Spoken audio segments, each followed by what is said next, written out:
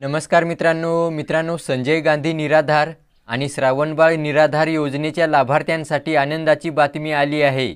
2 महिन्यांचे पेन्शन अर्थात निराधारीचे पैसे आले आहेत आणि हे 2 महिन्यांचे 3000 रुपये लाभार्थ्यांच्या खात्यामध्ये डीबीटीने थेट जमा होणार आहेत। तेव्हा कोणत्या दिवशी हे पैसे लाभार्थ्यांना मिळणार आहेत ही सविस्तर माहिती या व्हिडिओमध्ये आपण जाणून घेणार आहोत। व्हिडिओ शेवटपर्यंत पहा आणि चॅनल सबस्क्राइब केला नसेल तर सबस्क्राइब अवश्य करा। चला व्हिडिओ सुरू करूया। तर पहा मित्रांनो, संजय गांधी निराधार योजनेच्या आणि श्रावणबाळ निराधार योजनेच्या लाभार्थ्यांना 2 महिन्यांचे पैसे 3000 रुपये डीबीटीने वितरित करण्यासाठी राज्य शासनातर्फे मंजुरी देण्यात आली आहे।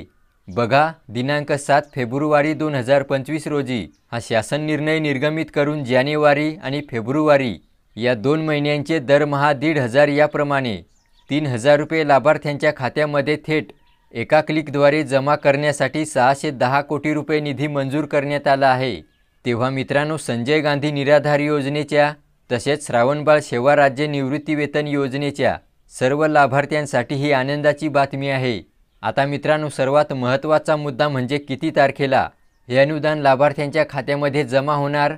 तर पहा, संजय गांधी निराधार योजनेचा निधी मंजूर झाल्याचा शासन निर्णय जाहीर निर्गमित झाल्यानंतर 3 ते 4 दिवसांनी निराधार लाभार्थ्यांच्या खात्यात जमा होण्यास सुरुवात होते। तर येत्या 2 दिवसात डीबीटीद्वारे हे 2 महिन्यांचे 3000 रुपये या दोन्ही योजनांच्या लाभार्थ्यांना वितरित केले जाणार आहेत।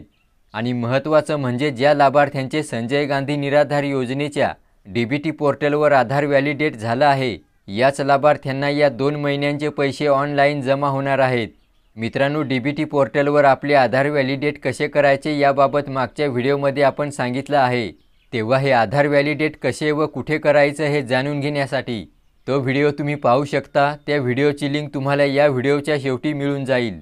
तर अशा प्रकारे मित्रांनो, संजय गांधी निराधार योजनेच्या आणि श्रावणबाळ निराधार योजनेच्या लाभार्थ्यांसाठी आलेली ही महत्त्वपूर्ण अशी अपडेट होती।